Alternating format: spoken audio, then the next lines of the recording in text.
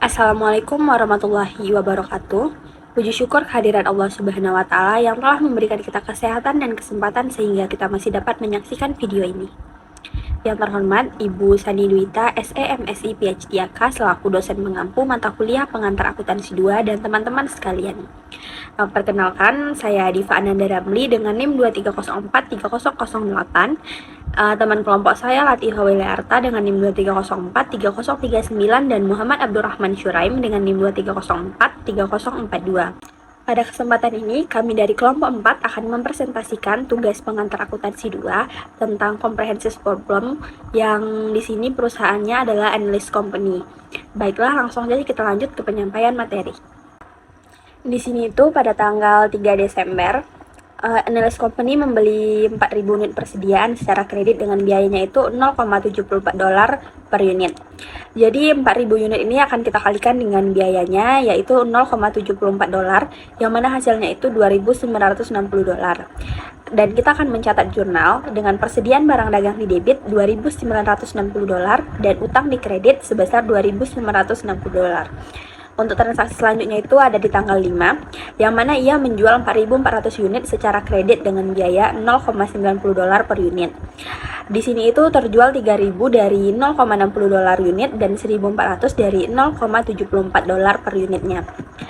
Dan kita akan mencari HPP dengan cara mengkalikan 3.000 unit ini seharga $0,60 yang mana hasilnya itu $1.800 dan kemudian di 1.400 unit ini kita kalikan dengan $0,74 dengan hasil $1.036. Jadi HPP yang kita dapatkan dari penjumlahan kedua tadi itu sebesar $2.836. Dan untuk mencari penjualan 4.400 unit tadi kita kalikan dengan biayanya yaitu $0,90 dengan hasil $3.960. Kemudian dari itu kita akan mencatat jurnal dengan piutang usaha di debit sebesar $3.960 dan penjualan di kredit sebesar $3.960. Dan HPP-nya $2.836 di debit, kemudian persediaan barang dagang di kredit $2.836. Kita lanjut ke tanggal berikutnya yaitu 7 Desember. Pada tanggal 7 Desember ini diberikan kredit kepada pelanggan pada tanggal 5 Desember tadi sebesar $1.180 untuk pengembalian dari 200 unit persediaan yang biayanya itu $120 per unit. Unit yang dikembalikan ini kembali ditambahkan ke dalam persediaan. Jadi kita akan mencatat ayat jurnal itu dengan retur penjualan di debit $180 dan piutang usaha di kredit $180, persediaan barang dagang di debit $120 dan HPP di kredit $120. Untuk tanggal selanjutnya di 17 Desember ini ia membeli 2.200 persediaan secara tunai dengan harga $0,80 per unit. Kita langsung saja mengkalikan 2.200 ini dengan harga yaitu $0,80 per unit yang mana hasilnya itu $1.760. Dan kita mencatat ayat jurnalnya persediaan barang dagang di debit $1.760 dan kas di kredit sebesar $1.760. Selanjutnya itu di tanggal 22 Desember, ia menjual 2.100 unit secara kredit dengan harga $0,95 per unit. Di sini terjual 2.100 dari 0,74 unit yang mana penjualannya itu menjadi 2.100 ini kita kalikan dengan harganya $0,95 yang mana hasilnya $1.995 dan HPP-nya 2.100 kita kalikan dengan harga pokok penjualannya itu 0,74 yang mana jadinya HPP dari keseluruhannya ini $1.554 dan kita mencatat ayat jurnal itu piutang di debit $1.955 dan penjualan di kredit $1.995. Kemudian HPP di debit dan persediaan barang dagang di kredit dengan total dengan jumlah $1.554 masing-masing. Selanjutnya kita akan mencatat jurnal penyesuaian yang mana di sini data penyesuaiannya itu yang pertama ada gaji yang masih harus dibayar sebesar $400 dan yang kedua itu penyusutan sebesar $200 per bulan. Di sini kita mencatatnya dengan akun beban gaji di debit sebesar $400 dan kemudian akun utang gaji di kredit sebesar $400. Setelah itu yang kedua itu ada beban penyusutan peralatan di debit $200 dan akumulasi penyusutan peralatan di kredit $200.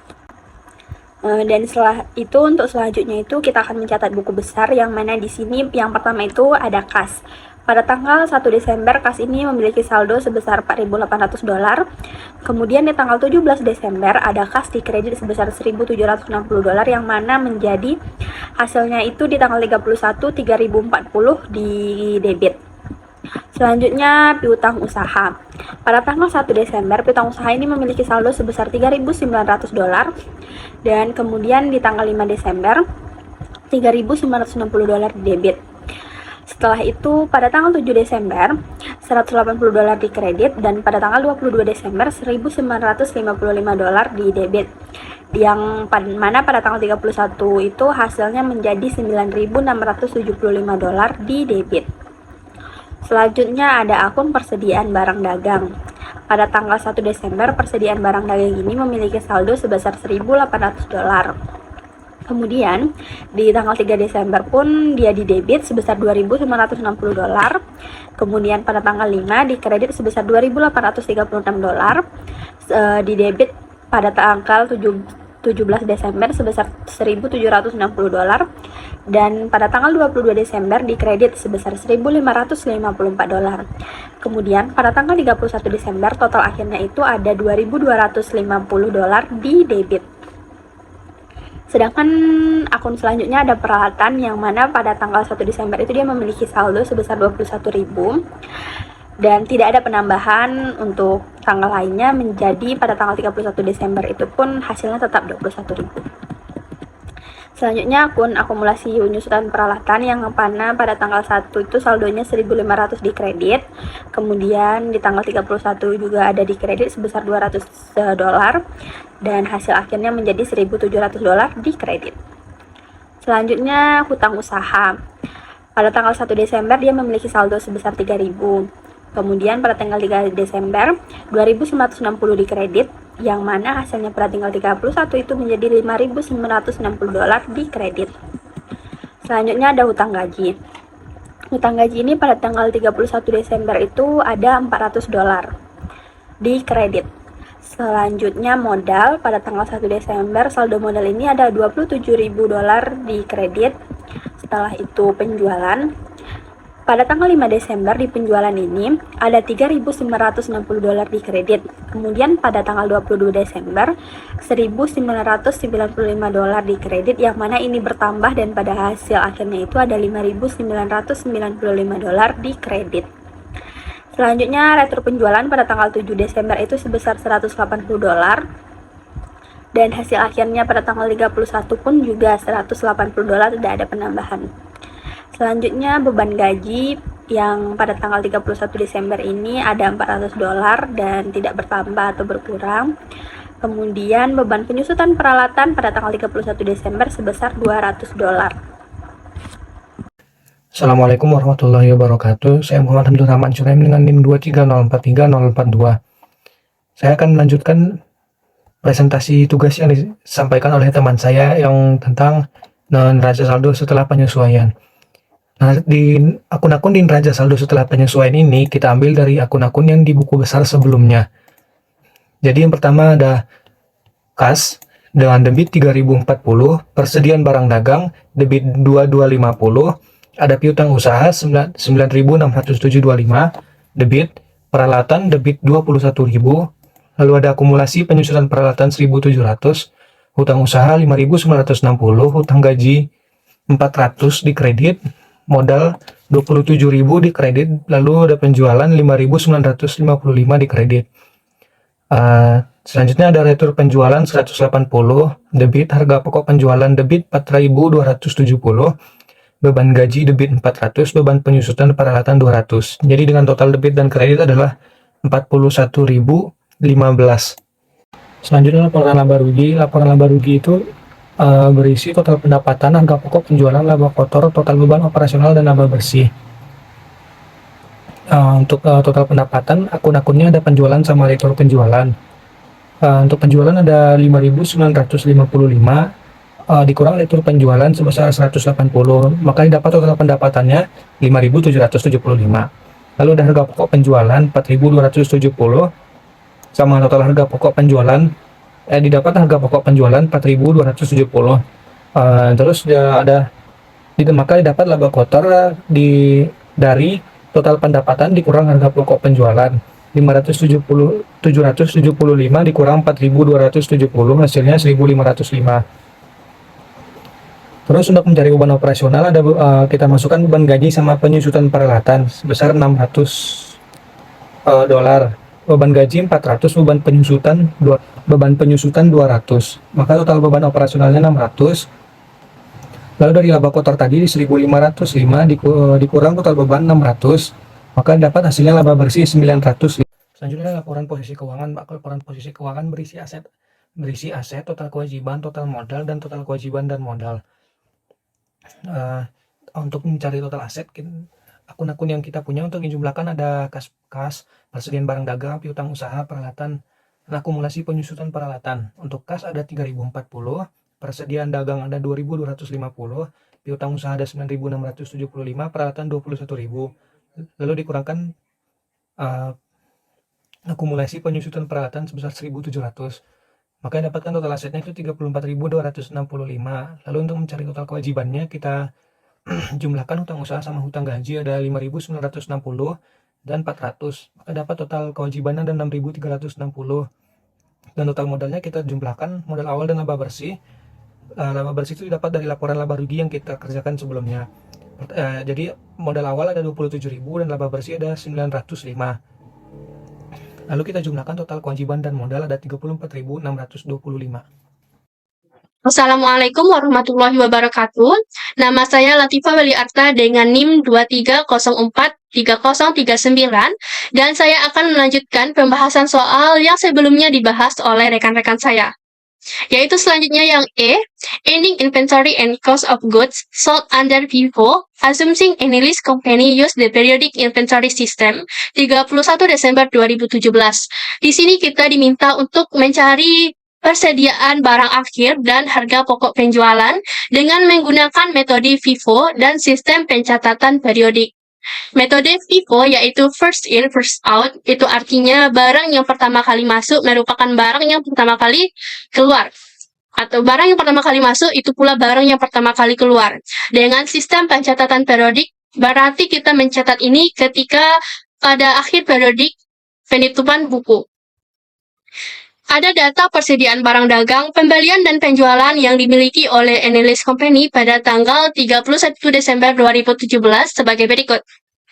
Pada tanggal 1 Desember 2017, kita mempunyai persediaan barang dagang sebanyak 3.000 unit dengan biaya 0,60 dolar dan ditotalkan 1.800 dolar. Selanjutnya, kita melakukan pembelian pada tanggal 3 Desember dan 17 Desember, yaitu pada tanggal 3 Desember, kita membeli sebanyak 4.000 unit dengan biaya 0,74 dolar dan ditotalkan sebanyak 2.960. Untuk tanggal 17 Desember, kita membeli 2.200 unit dengan biaya 0,80 dolar dan ditotalkan 1.760 dolar. Lalu selain melakukan pembelian, kita juga menjual barang pada tanggal 5 Desember dan 22 Desember. Tanggal 5 Desember, kita menjual 4.400 unit. Dan tanggal 22 Desember, kita menjual 2.100 unit. Juga tanggal 7 Desember, kita juga meretur penjualan. Ada retur penjualan, yaitu sebanyak 200 unit. Berarti untuk mencari HPP, atau harga pokok penjualan, kita harus mencari barang yang tersedia untuk dijual terlebih dahulu. Atau kita harus mencatat barang yang tersedia untuk dijual. Yang pertama yaitu pada tanggal 1 Desember, persediaan barang dagang yaitu 3.000 unit dengan total harga 1.800. Lalu pembelian tanggal 3 Desember, 4.000 unit dengan total biaya 2.960 dolar. Dan tanggal 17 Desember 2.200 unit dengan total biaya 1.760. Jika ditotalkan, kita memiliki 9.200 unit dengan total biaya 6.520 dolar. Itu berarti persediaan barang yang tersedia untuk dijual yaitu 9.200 unit dengan harga total biaya 6.520 dolar. Selanjutnya kita mencari persediaan akhir, yaitu menghitung berapa penjualan dan barang yang keluar. Penjualan pada 5 Desember yaitu barang terjual 4.400 unit. 4.400 unit karena metode first in first out, berarti kita mengeluarkan dulu barang yang pertama kali masuk, yaitu pada tanggal 1 Desember kita mengambil 3.000 unit. Berarti pada tanggal 1 Desember barang kita sudah habis yang 3.000 unit. Masih perlu kita jual 1.400 lagi, kita ambil dari barang yang tersedia pada tanggal 3 Desember dengan jumlah 4.000 unit. 4.000 unit dikurang 1.400 unit berarti tinggal 2.600 unit. Berarti barang yang tersedia untuk dijual itu pada tanggal 3 Desember ada 2.600 unit dan pada tanggal 17 Desember ada 2.200 unit. Pada tanggal 7 Desember terjadi retur penjualan, yaitu 200 unit. Berarti yang 200 unit ini kita kembalikan kepada barang tanggal 3 Desember. Berarti yang tadinya 2.600 itu menjadi 2.800. Pada tanggal 22 Desember kita menjual 2.100 unit. Berarti ini diambil dari barang pada tanggal 3 Desember. Yang tadinya sisa 2.800 unit, kita kurangi dengan 2.100 unit. Berarti pada tanggal 3 Desember kita hanya mempunyai 700 unit lagi. Dan tanggal 17 Desember 2.200 unit. Maka kita jumlahkan, yaitu pada tanggal 17 Desember tersisa 2.200 unit dengan biaya per unit yaitu $0,80 dan ditotalkan $1.760. Dan tanggal 3 Desember itu hanya tersisa 700 unit dengan biaya per unit $0,74 dan ditotalkan yaitu senilai $518. Berarti persediaan akhir kita $2.278 dan 2.900 unit. Untuk mencari harga pokok penjualan, berarti barang yang tersedia untuk dijual dikurangi dengan persediaan akhir, yaitu barang yang tersedia untuk dijual $6.520 dikurangi $2.278, berarti harga pokok penjualan sebesar $4.242 jika itu dihitung dengan metode FIFO atau first in first out dan sistem pencatatan periodik. Selanjutnya yang F, yaitu ending inventory and cost of goods sold under LIFO, assuming analyst company use the periodic inventory system 31 Desember 2017. Kita diminta kembali mencatat persediaan barang akhir, tetapi berbeda dengan yang E. Untuk yang F kita menggunakan metode LIFO atau last in first out. Metode last in first out itu artinya barang yang terakhir kali masuk itu merupakan barang yang pertama kali keluar, dan sistem pencatatan sama dengan yang E, yaitu sistem pencatatan periodik, yaitu kita mencatat barang pada akhir periodik. Untuk data pembelian barang, penjualan hingga retur pembelian, sama kita gunakan dengan mencari metode FIFO tadi, yaitu dan persediaan barang dagang pada barang yang tersedia untuk dijual juga sama dengan yang kita gunakan untuk FIFO tadi, yaitu persediaan barang dagang pada tanggal 1 Desember 3.000 unit, 3 Desember 4.000 unit, dan 17 Desember 2.200 unit dengan total barang tersedia untuk dijual 9.200 unit dengan biaya $6.520. Namun untuk penghitungan kita menggunakan metode last in first out, itu berarti kita mengambil barang yang terakhir kali masuk. Kita hitung dari penjualan pada tanggal 5 Desember, kita menjual 4.400 unit, berarti kita ambil dari barang yang terakhir kali masuk, yaitu pembelian pada tanggal 17 Desember sebanyak 2.200 unit. Berarti 4.400 unit dikurangi 2.200 unit, berarti kita perlu mengambil barang 2.200 unit lagi. Itu kita ambil dari yang tanggal 3 Desember. 3 Desember kita mempunyai barang 4.000 unit atau dibeli sebanyak 4.000 unit. Berarti 4.000 unit dikurangi 2.200 unit, itu tinggal 1.800 unit. Berarti sisa barang kita tanggal 1 Desember 3.000 unit dan tanggal 3 Desember 1.800 unit. Pada tanggal 7 Desember ada retur penjualan yaitu 200 unit. Berarti ini kita kembalikan kepada barang pada tanggal 17 Desember. Pada barang 3 Desember yang sebanyak tadi tersisa 1.800 unit, ditambah retur penjualan 200 unit, berarti barang yang tersisa 3 Desember 2.000 unit dan 1 Desember 3.000 unit. Pada tanggal 22 Desember kita menjual lagi 2.100 unit. Berarti kita ambil ini dari barang yang terakhir kali masuk yang tersisa, yaitu pada tanggal 3 Desember kita mempunyai sisa barang 2.000 unit. 2.100 kita ambil 2.000 unit dari 3 Desember. Berarti kita perlu mengambil lagi 100 barang dari barang pada tanggal 1 Desember. Berarti 3.000 unit dikurang 100 unit, 2.900 unit. Berarti barang tersisa untuk dijual dengan menggunakan metode LIFO, last in first out, itu pada tanggal 1 Desember sebanyak 2.900 unit dengan biaya per unitnya $0,60 dan ditotalkan $1.740. Itu adalah persediaan akhir. Untuk mencari harga pokok penjualan, yaitu barang yang tersedia untuk dijual, kita kurangi dengan persediaan akhir, yaitu $6.520 kita kurangi dengan $1.740, yaitu sebesar $4.780. Berarti kita bisa ambil kesimpulan pada metode FIFO, persediaan akhir yaitu senilai 2.278, sementara menggunakan metode LIFO, persediaan akhir yaitu sebesar $1.740. Pada metode FIFO, harga pokok penjualan sebesar $4.242, sementara pada metode LIFO, harga pokok penjualan sebesar $4.780. Sekian materi dari kelompok kami, semoga apa yang disampaikan dapat bermanfaat dan apabila ada kekurangan mohon dimaafkan. Saya akhiri, wassalamualaikum warahmatullahi wabarakatuh.